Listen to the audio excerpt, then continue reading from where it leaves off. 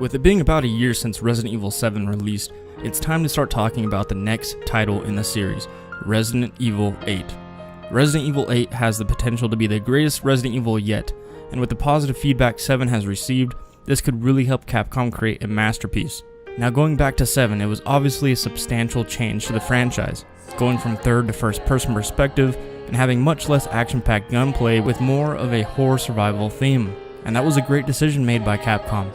It definitely gave the series a fresh start, and now it's time for Capcom to build off of that and add things that were definitely needed in 7.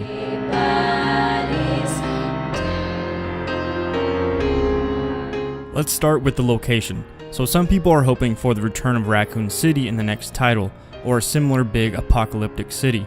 I prefer them to keep the location as isolated as possible. Isolation brings out that feeling of helplessness and really helps with the atmosphere when it comes to games like Resident Evil. I thought 7's location was brilliant, but it was a little too small.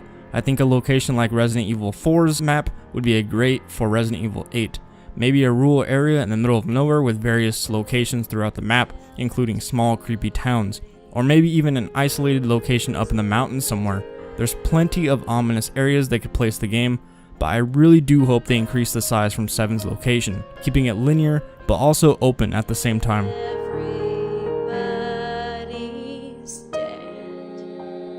With the story, I don't think it should be a sequel or prequel of any kind. The main formula to Resident Evil is a person having to deal with a difficult, life-threatening situation. I don't think it matters if any iconic characters return, even though I wouldn't mind seeing Leon as a protagonist once again. But as long as they keep the formula like they did in 7, I think the story will work out fine as a standalone.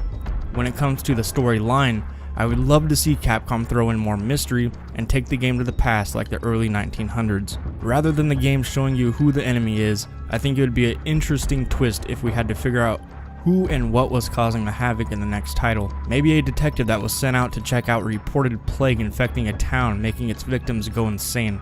With multiple AI in the town who you're able to speak and interact with and ask them questions about the plague the first day, then you wake up the next and everyone has been infected, and the only information you have now is from what you gathered from the people the day before. And now the player is stuck there not knowing what the hell is going on. I'm not saying the story should have that exact same layout, I'm definitely not a story writer, but something similar would be very interesting. Mystery in a horror survival game is key. The more the merrier, and I think the early 1900s would be perfect for Resident Evil, and I would love to see what Capcom could do with that time period. And this leads into the puzzle solving aspect of the game. Resident Evil is known for its amazing puzzle solving gameplay. Resident Evil 7's puzzles were decent, but not as difficult as I anticipated them to be. I would love to see more of a challenge and in-depth puzzle solving in Resident Evil 8. For example, a puzzle having multiple parts, with each part not being able to be figured out until progressing farther into the game, gathering clues from different areas of the map, and having that epiphany feeling when you finally get the last clue that solves the puzzle. Puzzles that really make us think outside the box and not just fitting objects into a shadow. Although the puzzle with the birthday cake was brilliant, and I hope to see more of those types of puzzles in Resident Evil 8. I think it's crucial that they keep Resident Evil 8 first person. I've never been so immersed and frightened in a game until Resident Evil 7, and the main part of that immersion was from the game having a first person perspective. It gave the game so much more than it could have ever had in third person, and plus it's great for VR. With Resident Evil 7, Capcom completely reimagined the series and developed a true survival horror game, and I don't think they could have delivered the same atmosphere they did if they had gone with a third person perspective. So I'm really hoping Resident Evil 8 sticks with first person. One thing Resident Evil 8 does not need from 7 is that short 10-hour long story. I really think the sweet spot for a Resident Evil game is around 20 hours for the main story to be completed. That's around how long it takes to complete Resident Evil 4, which felt just right. It's not at the point where it feels like it's dragging on, and it's definitely not too short.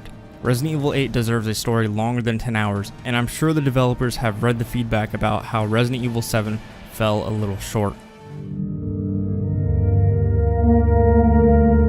Another mechanic Resident Evil 8 needs to bring back to the series is inventory upgrades and management. Nothing is more satisfying than organizing your weapons and equipment inside your inventory case and saving up currency to purchase an upgraded case. And in order to fill up our case, Capcom, we're going to need more guns and equipment. Resident Evil 7 lacked a lot of weapons. It basically only provided enough guns to survive with.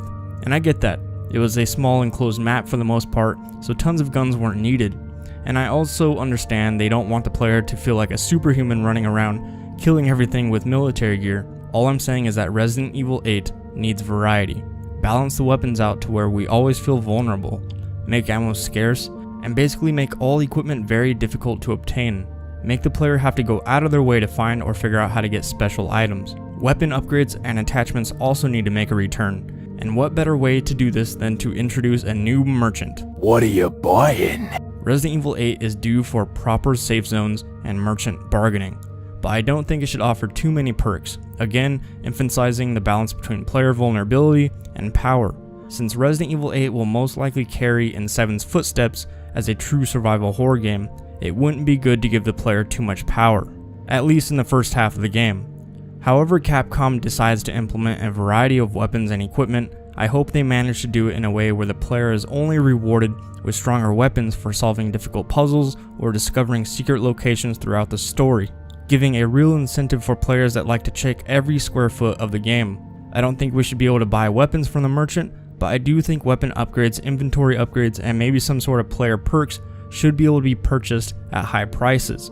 That way the player will not be able to obtain everything with one playthrough of the story. And on a side note, I believe that items, currency, and herbs should be able to be found not only around the map, but also from killing enemies. In Resident Evil 7, I often found myself avoiding enemies and ignoring them, not because I was afraid nor because I didn't have ammo, just the fact that there was no incentive or reward for killing them. There definitely needs to be some sort of recognition for killing enemies in Resident Evil 8. And going back to the variety of weapons again, obviously if there are going to be guns like sniper rifles, that means the game's location will have to be more open and less enclosed than Resident Evil 7 was. An open but linear location for Resident Evil 8 would not only be amazing visually, but also intense in first person. And plus it'd give us the ability to get those long range headshots.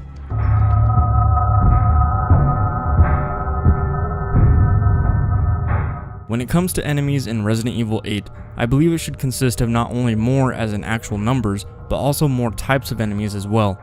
Give us some enemies that can only be defeated with exclusive ways, where even an unlimited amount of ammo won't do us any good, making the player look around the environment for further assistance. Give us some enemies that are so dangerous that it's mandatory to avoid them, giving the game more sneaking and survival mechanics. And of course, provide the enemies that can be taken out with some good shots from weapons.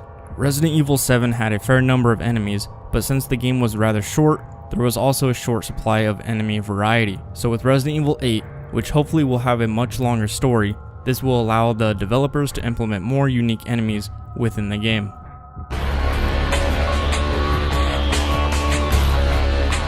Moving on to replay value, something Resident Evil 7 lacked. It's really simple to give a series like Resident Evil replay value. You complete the story once, that should unlock two things. A new game mode, which for Resident Evil 8 unarguably should be Mercenaries, and also a hard mode of some sort for the main story. And if the player decides to start another game in normal mode, they should start out with everything they had in their inventory when completing the game the first time. And of course, completing Mercenaries in hard mode definitely should reward something special like new weapons.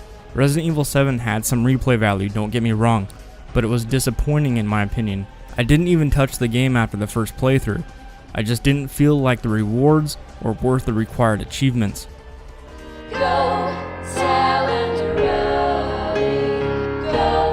So those are some of the important things that I and hopefully some of the community wants to be present in Resident Evil 8. This is going to be one, if not the most highly anticipated Resident Evil title ever, due to the fact that Resident Evil 7 was such a different game than we all expected. It turned out to be a very solid Resident Evil title, and it opened up so many opportunities for the franchise going forward. So everything is up in the air for Resident Evil 8, and like I said before, just looking at some of the minor flaws in 7, this could really help Capcom create a masterpiece.